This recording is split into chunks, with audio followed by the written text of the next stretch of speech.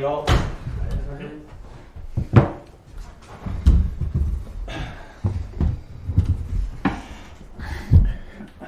Let us know you guys are all ready at the back, please.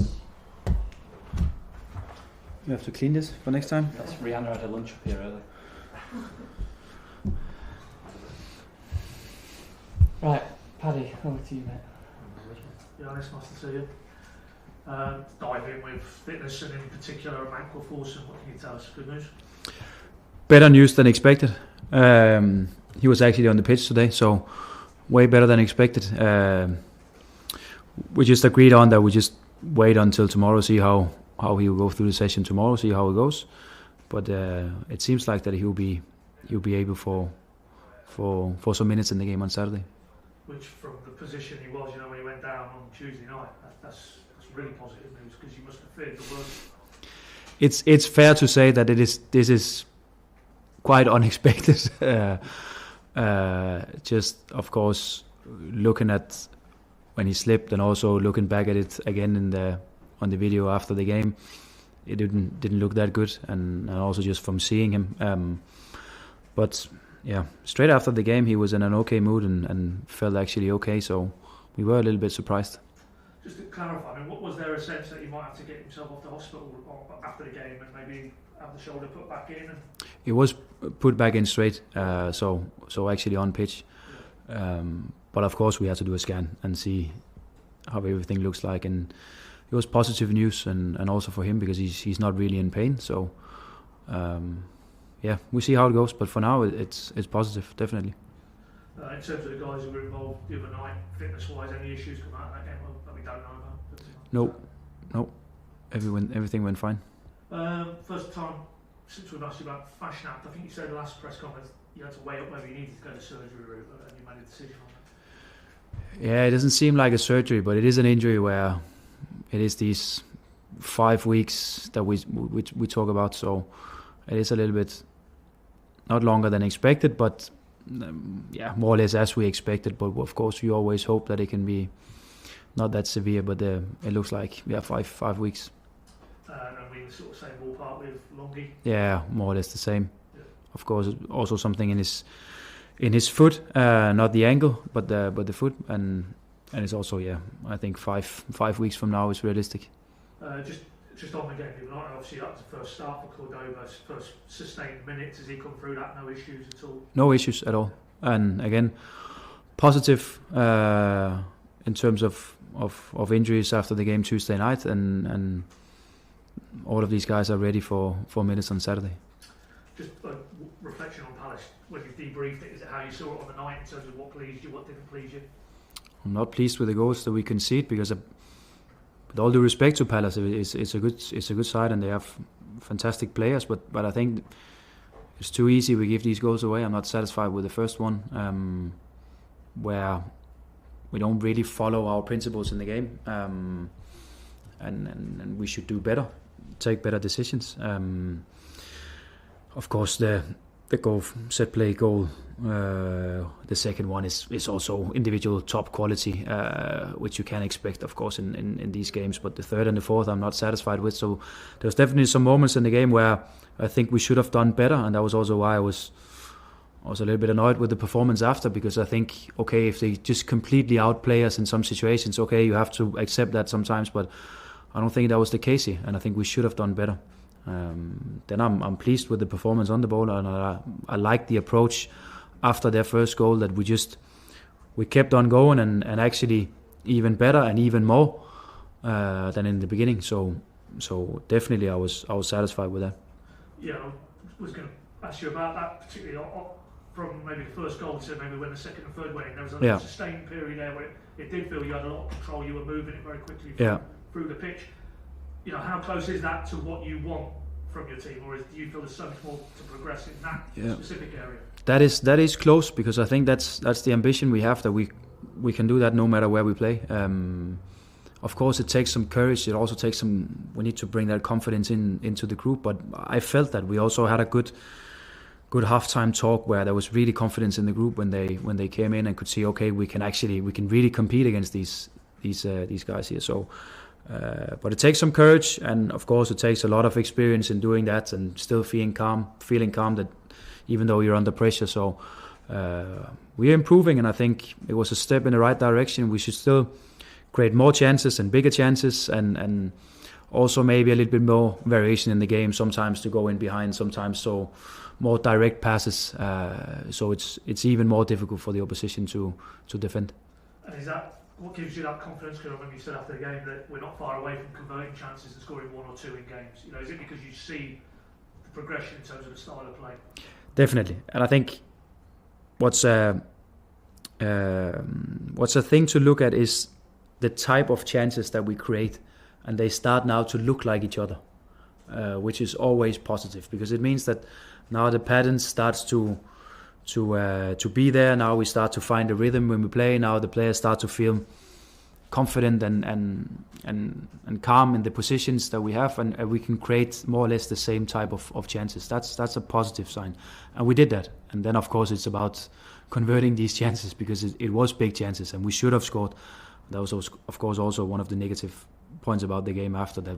We should have made it 1-1 that's straight after their first goal, and we should have scored for 1-2, which would have opened the game again on these 2 big chances. So we can only work on creating opportunities and make sure that we get into the right places, and then of course we have to focus on the finishing quality as well.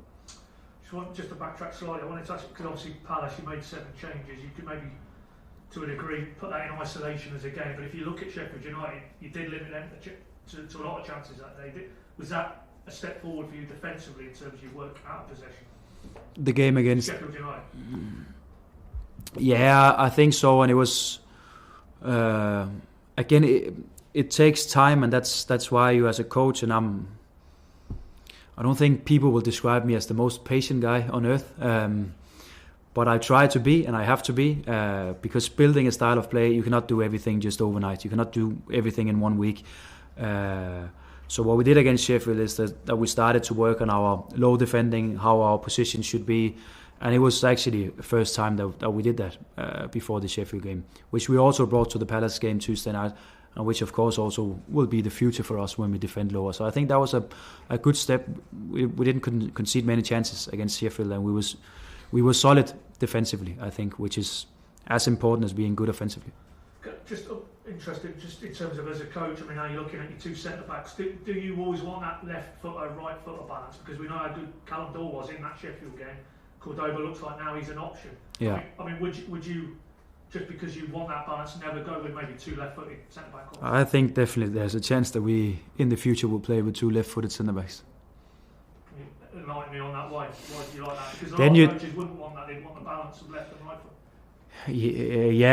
Yeah, but again, it's about the positions you have in front of them. So of course, then you can move a little bit around with the midfield positions. The fullback position can be more inverted in the side, where you have, of course, a right-sided central defender that's left-footed. Then he can step more in, or a midfielder that drops a little bit to the side. You can easily work with that. But I think what we see, and that's the positive from the Palace game, is that it's going to be realistic for us that we play with 2 left-footed. Yeah. I'll get it out of the way. I mean, it's only 1 more sleep to the transfer window. I can't wait. Friday 11 p.m. closed, and crack on with the squad you've got. It's been exciting. There's been some busy weeks, I would say.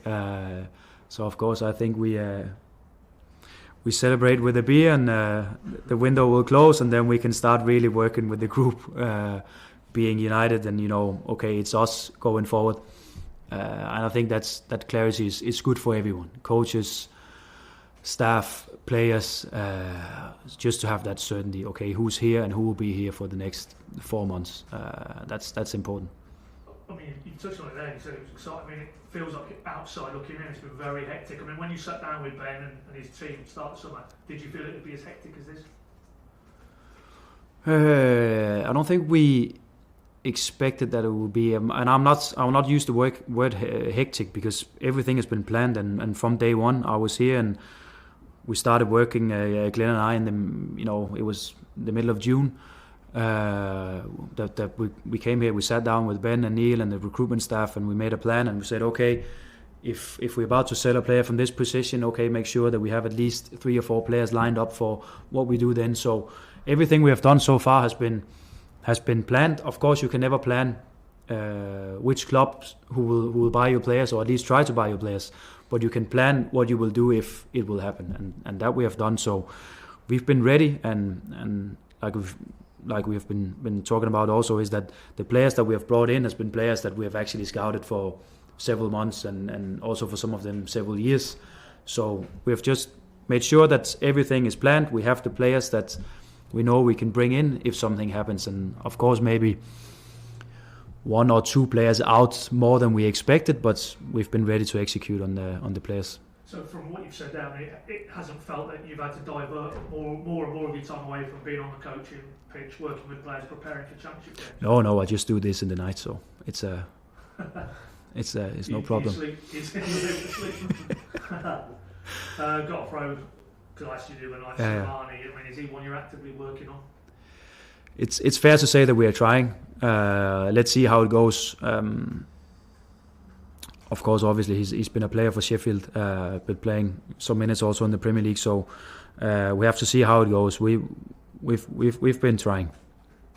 And again, just in terms of reports, you've been linked to a few wingers. I mean, is that another one? In an ideal world, you'd like to do something between now and tomorrow night? Wingers.